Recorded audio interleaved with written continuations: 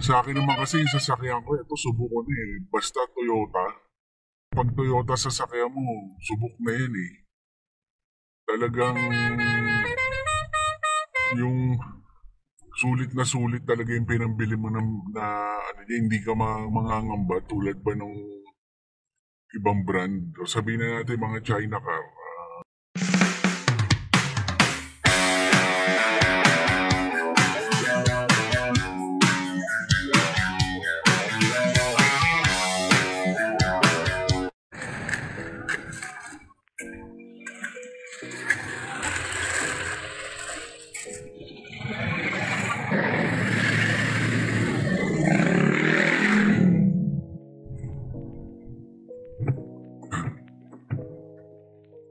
Good day. Mga boss, good PM. 4 PM, nagbukas tayo ng Lala Move Up. So, may nakuha kagad tayo. Priority going to Marikina. From Project 7 going to Marikina. So, mga ano lang to, parang mga eco bags ang nakuha natin. Ang layo niya is 35 minutes ang niya, time of arrival, tapos 15 kilometers.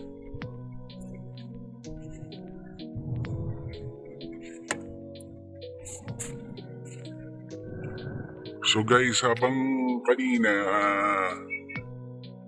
nasa road tayo papunta Congressional, may na-swipe tayo from Bago Bantay going to Pasig. Regular booking to. Vacuum lang daw ang sasakay. Going to Pasig. Ang rate niya ay 400 plus. Ang rate niya is 492. So kunin na natin, vacuum lang naman daw to.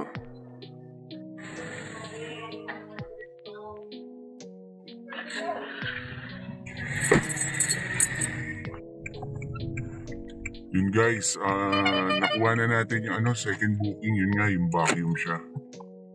So sa Pasig siya dadalhin. Pero dadrop muna natin ito yung priority sa Marikina. So 4 PM na tayo nag-start, dog. Guys, pansin nyo ba ngayon?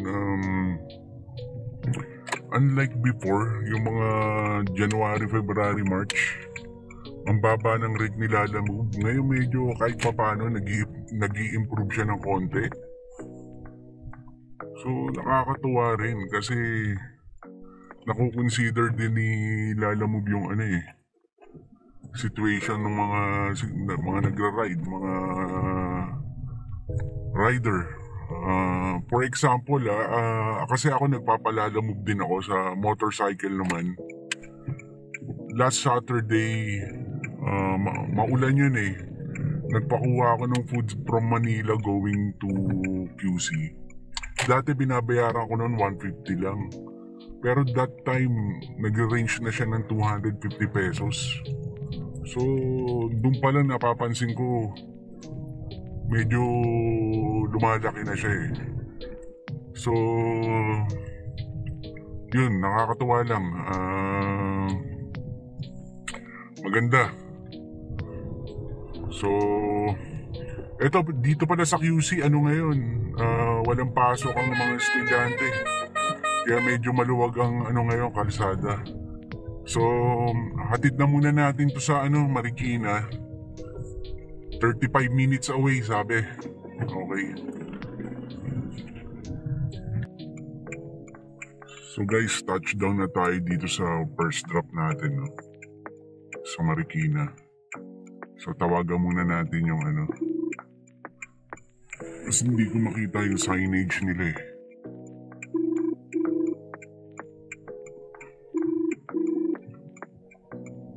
Hello? Hello po. Ma'am, nandito na po ako sa sa pin location. Lala Move po. Number 70 po, no?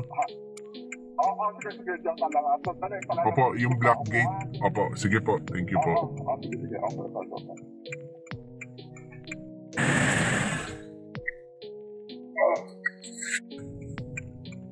So, na-drop na natin guys yung second booking. Yung first booking natin. So, going to second booking tayo, 29 minutes daw, 8.7 kilometers. Nandito pa tayo sa Paranaque, Marikina. Ngayon, kung may maisasabay pa tayo, di mas maganda pero proceed na tayo dun ngayon. 29 minutes lang naman eh. Parang feeling ko mahirap pumanap dito sa Marikina eh. Tsaka matatraffic pa kung papasok ka pa sa pinakaloob ng Marikina. Guys, tingnan niyo to ah. Minsan napapaliw din tong si Waze eh. Kasi tingnan mo dito ang punta ko sa 6th Avenue. Pero nangyayari, dito kakaliwa na ako dito sa Ortigas eh. Papadiretsuhin ka pa, papakanan ka pa sa Doña Julia Vargas, U-turn ka ron. Tapos ikot ka na naman, namumula rin yung dadaanan. Kung dito kaliwa kanan, dire-diretso ka na ron. Minsan nababaliw rin to si Waze eh. Pansin ko yan eh, lalo na pag nandiyan kayo sa Osmeña, yung ganyan, mapapadaan kayo sa may yung may skyway o may tulay, yung nako-cover yung lugar nyo. Lalo na dyan sa Osmeña, kung hindi nyo kabisado, patay kayo dyan. Nababaliw si Waze dyan minsan eh, o kaya si Google Maps. Nawiwindang sila dyan kung saan ka pinapadaan eh, pag nawawalan sila ng connection sa GPS. So, kaya guys, dapat medyo kabisado nyo rin yung mga daan, hindi rin yung umaasa rin tayo sa Waze. Tulad nito, siguro ito dahil may bridge dito, medyo nagkakaroon ng harang sa kanya sa GPS. Kaya ganito si Waze. Yan si Google Maps. Guys, binuksan ko si Waze Ayan. Ganun din pinadidiretso ko nandito na ako sa Ortigas. Kakaliwa ka na lang, tapos Dr. Sixto. Kung san ka padadaanin, guys, medyo baba ko lang Baka totoo yung sinasabi nila dyan na ma-end up tayo using cellphone. So, baba lang natin na ganyan. Hindi ko dala yung ngayon action cam ko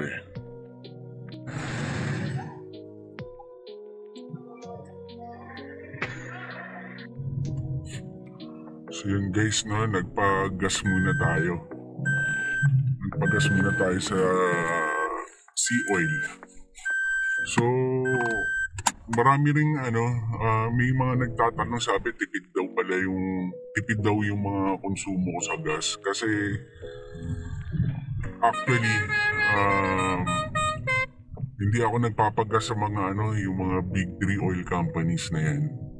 Sa mga mura lang tayo, kung saan may discount, doon tayo nagpapagas. For example, Sea Oil kanina 54.4, meron akong price lock. So, less 4 pesos pa yun. So, magkano na lang yun? 50.4. Or kung hindi man ako makatsyempo ng Sea Oil, sa mga refill, Uno, Jetty, yan, yung mga mura. Basta kung saan yung mura, dun tayo. Yung mga gas station naman na hindi binabaha. So, yan, ganun lang ako magpagas. Hindi ako nagpapagas sa mga big 3. Sobrang minsan overpriced, 60 pesos mahigit So, hindi na siya masyado, parang hindi na practical. Kasi, yung pinakaluma akong sasakyan, nabili ko noong 2012. Hindi naman ako nagpapakarga rin sa mga sa mga big 3 na yan Pero ayos na ayos yung makina. Regular lang ako naglilinis ng throttle body. Yan, mga ganyan. So, yung mga oxygen sensor, linis. Pero, so far okay naman. Tapos, hindi ako nagkakarga ng 91 octane. Mga 95 above. Yan ang mga kinakarga ko. Although, pwede naman sa 91 kasi nasa manual naman yan na pwede ang 91, pero mas gusto ko yung mataas yung octane kasi parang feeling ko matagal masunog mas tipid yung konsumo ko. So, ganun. Tapos, ito nga pala, 1.3 na manual transmission. Sedan. Pag city driving ko dito,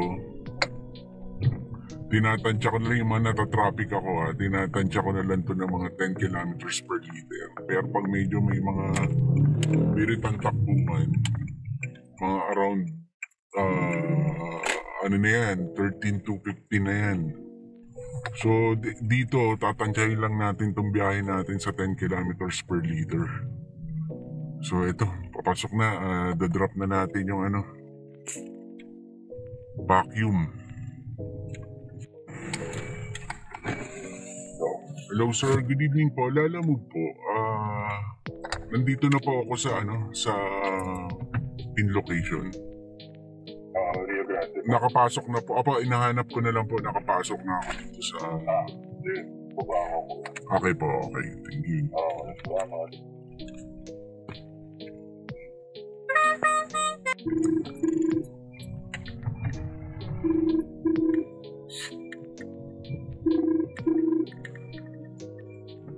Hello po.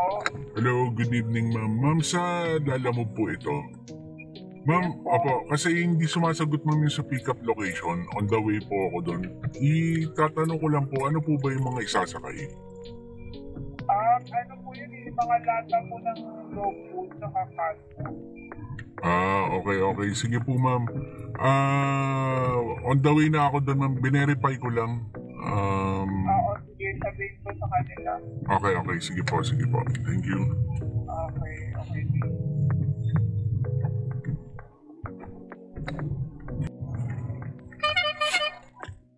Guys, back to normal na naman ang traffic. Sa QC lang pala Sa QC lang ang maluwag. Ayan, kasi nga zona. Pero dito sa Pasig, Ortigas, back to normal na. Sobra traffic na.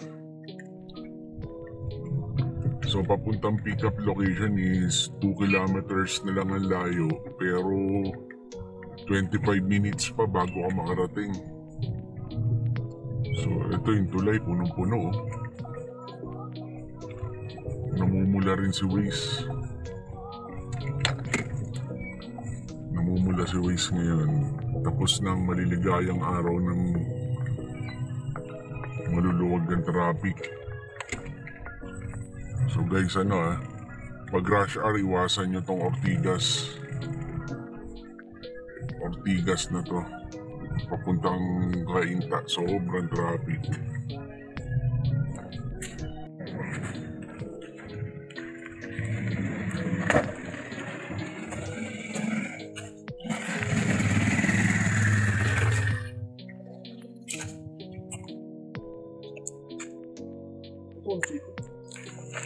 Tatlo mo? Grabe. Dahil di ba pinakakansi? So guys, nakakuha tayo ng port booking, no? Going to SM North naman to. Sabi, cakes lang daw from SM Mega Mall to SM North Annex. Cake lang daw. Medyo okay naman yung fee niya rito kasi priority siya 439 pesos. So, puntahan natin yung pick up location. Tawagan muna natin kung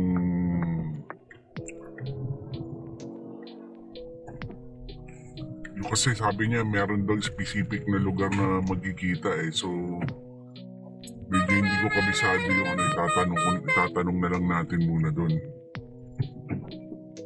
Hindi natin kabisado yung lugar. Yung landmark lang.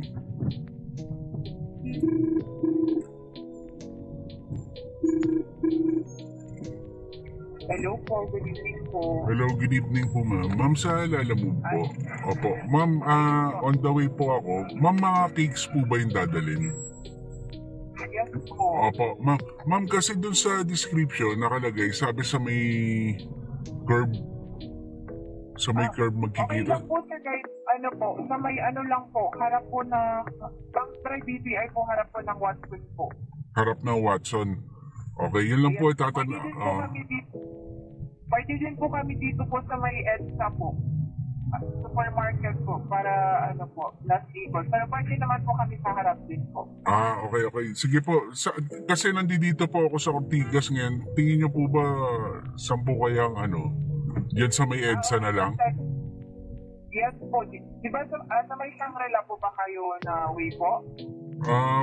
Paliko ako ng Lanuza Ortigas, paliko ako ng Lanuza ngayon. Ito sa Waze Mama. Tas Doña Vargas. Yun. Okay. Dito na po sa sir.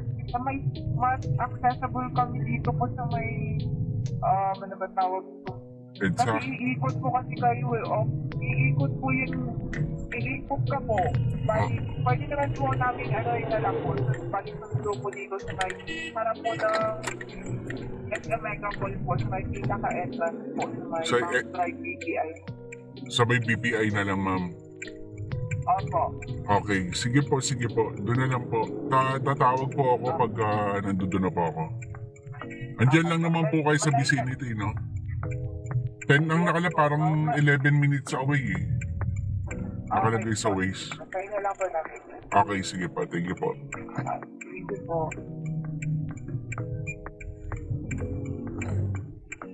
Ayun. So guys, cake daw to. Balita ko kayo in a moment.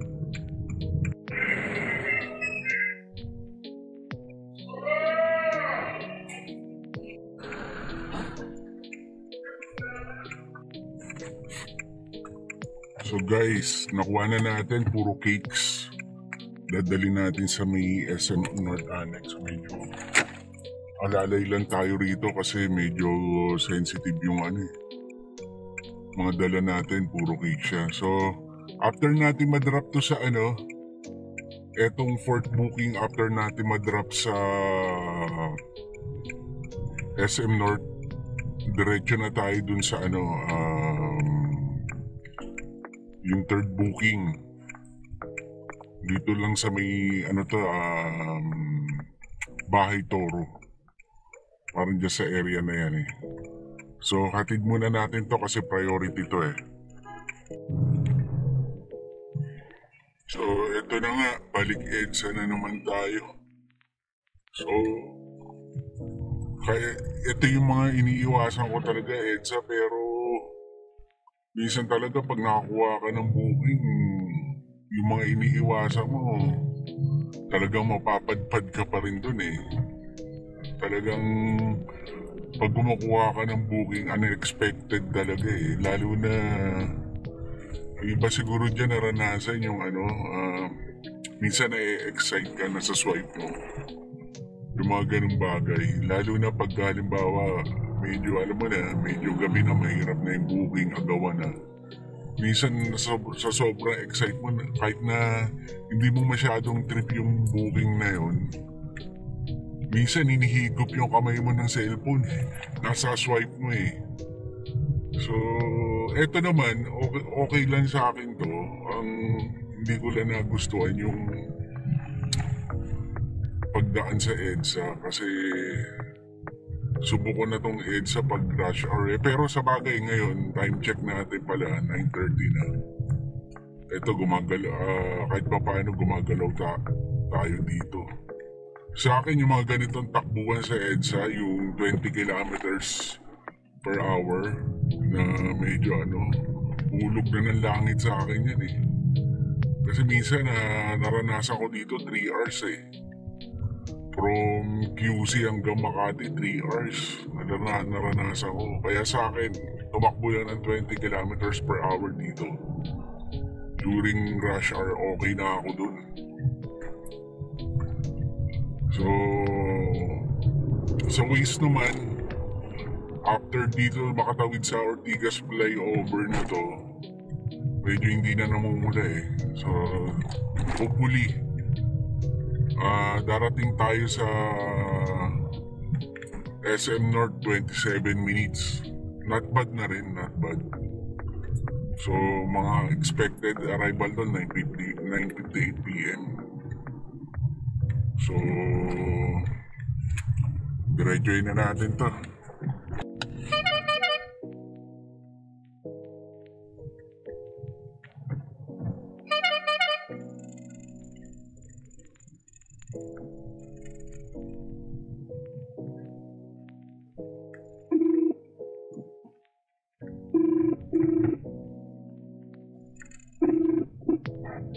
Opo, good evening. Hello, good evening po. Ma'am, sa alala mo po ma'am, approaching na po ako dyan sa SM Annex. RDU na lang po, sir. Oo, Na lang po tayo. dun mismo sa sa RDU ng Annex. Yes, sir. Yes, sir. Okay, may... Abangan na lang po kayo. Okay, sir. okay, sige po. Okay, thank you. Thank you po.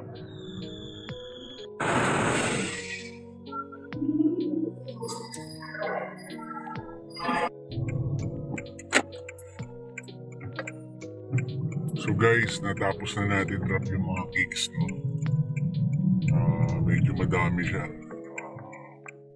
All goods, 439 lang yung bill ni ma'am.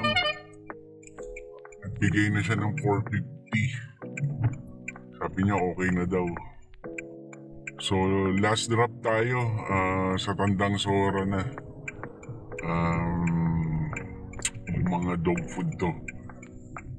Malapit, according sa map, 21 minutes na lang siya 6.9 kilometers. Malapit sa Himlayang Pilipino. So drop na natin.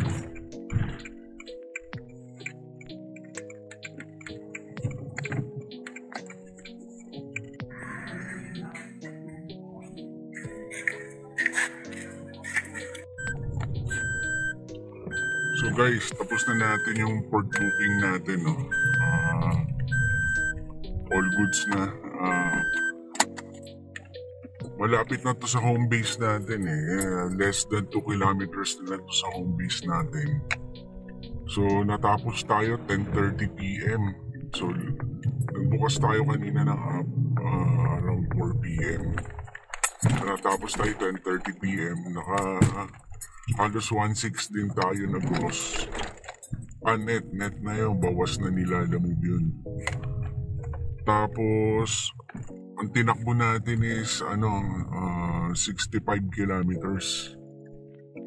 So sabihin na lang natin na ina-approximate ko na lang kasi ito pag city driving, sabihin na natin 10 kilometers per liter. So around gas natin mga around 300 pesos. So ganun ang kinonsumo natin gas. So yun, lately nakakapag-ride tayo, late na talaga yung mga ganun kasi sa umaga busy kami ni Esme dun sa namin business namin na maraming ginagawa, kaya yun, nakakapag-ride ako pagka hindi na kailangan yung serbisyo ko dun sa shop. Yun, nakakapag-ride, or pagka hindi na rin busy, minsan sumasama sa Esme. So yun, not bad na rin. 4 PM to 10:30. So sabihin na natin mga kulang-kulang 1.3 ang net take home ngayon. So sa mga nagtataka bakit sabi nila dapat nililess ko yung maintenance. Sa akin kasi yung kinikita akong net, tinatabi ko yun yung buong net na yun. Doon ko na rin kinukuha yung yung sabihin na natin sa maintenance, halimbawa change oil, ayan. Iniipon ko na lang yung net, doon ko na rin kinukuha yung mga pang change oil niya, tsaka maintenance, palit gulong, may kailangan. Doon ko na siya kinukuha. Then pagkain, hindi ko na rin nilalagay kasi given na yung nakakain naman talaga tayo So nilalagay ko lang talaga yung gas. Kasi yun ang talagang kailangan mong i-less kailangan mo yung gas. So yung pagkain tsaka yung maintenance, ina-assume ko na lang na doon ko kukunin yun sa net na naitatabi ko. Ayun, panggastos din. Ayun, doon din kinukuha, pwedeng dupunin. So yun, yun lang ang ko, kaya hindi na ako nagle-less pa ng mga ganyan expenses. Bahala na ako. O ano, sa akin naman kasi yung sasakyan ko, ito subukan basta Toyota. Hindi ganun kalakas sa maintenance Yung may isa akong MPV, sa totoo lang, 2012 ko siyang nabili. Pero manual transmission din yun pero wala akong major na lately yung mga shocks tapos mga ganun lang yung stabilizing arm after 12 years tsaka ko lang napalitan yun ganun ba kasi to yung problema pa sa mga China car yung pyesa pag nasira natatagalan pa yun so yun lang kaya hindi ko na pinoproblema yung maintenance masyado kasi mga change oil kasi minsan ako nalang nagcha-change oil ng sasakyan ko gasino lang naman yan tsaka sa maintenance talagang built to last ang Toyota yung meron din ako Mirage hatchback ganun din matibay din siya wala pa akong yun rin lang mga gulong syempre change oil yung mga basic maintenance rin lang yun rin lang ang so yun guys malapit na tayo sinare ko lang sa inyo yung experience natin today sa pagra-ride natin hopefully sunod ma-test natin yung yung mga tipong alas 5 ng umaga tapos sasagarin mo na kahit mga 9 hanggang 10 ng gabi titingnan natin kung mga hanggang magkano yung kita so yun lang guys thank you